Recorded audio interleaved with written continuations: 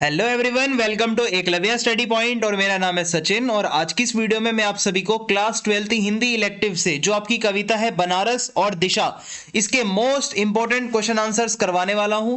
और इसकी पीडीएफ भी आपको प्रोवाइड करवा दी जाएगी और 10 मिनट के अंदर अंदर ये वीडियो आपकी फिनिश हो जाएगी। तो चलिए वीडियो को स्टार्ट करते हैं। और आपसे रिक्वेस्ट है, आप मुझे इंस्टाग्राम पे जरूर फॉलो करें। मेरा यूजर नेम आप सभी के सामने लिखा हुआ है। और अगर आपको कुछ पूछना हो तो आप अपनी क्वेरी को मैसेज के रूप में भेज सकते हैं। और आप टेलीग्राम ग्रुप पे सारी पीडीएफ्स को डाउनलोड कर सकते हैं, class 12 ESP new group search मार के। तो अब हम आज का पहला प्रश्न देखते हैं हमारा। सबसे पहला प्रश्न है, बनारस में वसंत का आगमन कैसे होता है और उसका क्या प्रभाव इस शहर पर पड़ता है। तो बनारस के बारे में बात हो रही है। तो बनारस में जब वसंत का मौसम आता है, वसंत का टाइम आता है, तो अचानक से आता है और वसंत के आगमन पर सभी लोग खुश हो जाते हैं, एकदम सभी प्रसन्न हो जाते हैं। परंतु बनारस के अंदर जो वसंत का आगमन होता है, वो आगमन होने पर लहरतारा और ये जो मडुवाडी नाम से जो मोहल्ले हैं, वहां से धूल भरी आंधियां उठने लगती हैं। ये मतलब वहां पे बदलाव आता है जब वसंत आ रहा होता है, ठीक है। लहरतारा या जिसे हम मडुवाडी कह रहे हैं, वहां के जो मोहल्ले हैं वहां पर धूल भरी आंधियां चलती हैं और इससे लोगों का जीवन अस्त व्यस्त हो जाता है और उन्हें धूल फांकनी पड़ जाती है, यानी कि धूल धूल हो जाती है चारों तरफ। और वसंत में मानो पतझड़ के जैसा मौसम हो जाता है जब धूल भरी आंधियां चलती हैं। सो ये आप इसमें लिख सकते हैं। फिर उसके बाद अगला सवाल है, खाली कटोरों में वसंत का उतरना, इसका क्या आशय है, यानी कि इस लाइन का क्या मतलब है।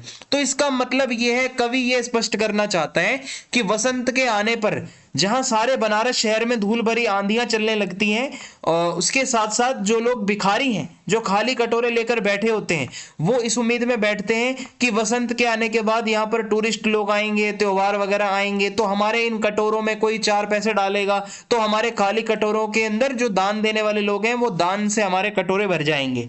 मीन्स यही है खाली कटोरों में वसंत का उतरना, यानी कि वसंत आने पर जो भी लोग घूमने फिरने आएंगे वो कटोरे मतलब लेकर बैठे हुए भिखारियों के कटोरों में कुछ पैसे वगैरह डालेंगे। फिर अगला सवाल है, बनारस की पूर्णता और रिक्तता को कवि ने किस प्रकार दिखाया है। तो कवि कहता है, बनारस में गंगा के तट पर हमेशा किसी न किसी पर्व पर बहुत भीड़ होती है। कोई भी तीज त्योहार हो, गंगा नदी के तट पर बहुत भीड़ रहती है। श्रद्धालु दूर दूर से आते हैं तीर्थ स्थान पर, पूजा अर्चना करते हैं, स्नान दान करते हैं, ठीक है, पवित्र स्नान करते हैं गंगा मैया का, और काशी विश्वनाथ के दर्शन करते हैं। और इस प्रकार ये लोग हमेशा यहाँ पर आते रहते हैं। तो ये बनारस शहर हमेशा भरा रहता है लोगों से। और क्या होता है, बनारस की रिक्तता का यहाँ पे कवि ने इस तरीके से बताया है कि यहाँ पर प्रतिदिन अनेक अर्थियां लोग गंगा घाट की ओर ले जाते हैं विसर्जित करने के लिए, अंतिम संस्कार करने के लिए। मीन्स यहाँ पे जहाँ एक तरफ सब लोग खुश हैं, भीड़ भाड़ है, वहीं ये भी एक साइड है यहाँ पे बनारस की कि जो वहाँ पे घाट है वहाँ पे प्रतिदिन अर्थियां जलती रहती हैं। तो ये इसके अंदर आएगा। फिर है, बनारस में धीरे धीरे क्या क्या होता है। धीरे धीरे से कवि इस शहर के बारे में क्या कहना चाहता है। तो बनारस के अंदर कवि बताता है, धीरे धीरे धूल उड़ती है, यहाँ के लोग धीरे धीरे चलते हैं और यहाँ के घंटे भी धीरे धीरे मंदिरों के बजते हैं, यहाँ शाम भी धीरे धीरे होती है। इस प्रकार बनारस में जितनी भी चीजें होती हैं वो बहुत धीरे धीरे होती हैं। यहाँ के लोग सभी कार्य सहज रूप से आराम से करते हैं, कोई जल्दबाजी नहीं किसी को, उन्हें किसी भी काम में जल्दी हड़बड़ी मचाने की जरूरत है ही नहीं। तो कवि कहते हैं कि ये धीमी धीमी गति के कारण बनारस एक ऐसा प्राचीन शहर है जहां पे आज वो उसी तरह है जहां वो कई साल पहले था। मतलब आज भी लोग वैसे ही हैं, ज्यादा भागा दौड़ी वाली जिंदगी नहीं है। सो ये इसमें बताया गया है। फिर धीरे धीरे होने की सामूहिक लय में क्या क्या बंधा है। तो देखो, कवि के अनुसार बनारस के सभी कार्य एक सामूहिक लय के अंदर होते हैं। मीन सभी लोग एक साथ धीरे धीरे सभी काम करते हैं। सारा शहर आपस में जुड़ा हुआ है, बंधा हुआ है। यहाँ पर जो भी कुछ भी है, जहां भी है, उसी रूप में है आज भी। चाहे मंदिर हो, ठीक है, चाहे घाट हो, वैसे के वैसे ही हैं आज भी।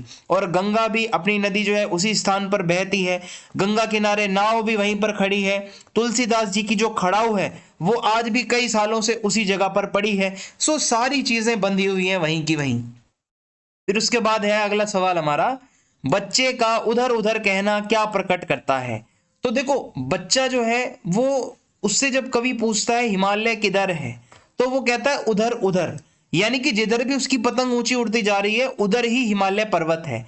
उसे लगता है कि जितनी ऊंची उसकी पतंग उड़ रही है उतना ही ऊंचा हिमालय भी होगा, और इसलिए वो कहता है हिमालय पर्वत वही है जहां मेरी पतंग उड़ती जा रही है। फिर है दिशा कविता का मूल भाव स्पष्ट कीजिए। तो दिशा कविता क्या है? केदारनाथ जी द्वारा लिखी गई एक बाल मनोविज्ञान से जुड़ी कविता है, बच्चों के मन से रिलेटेड।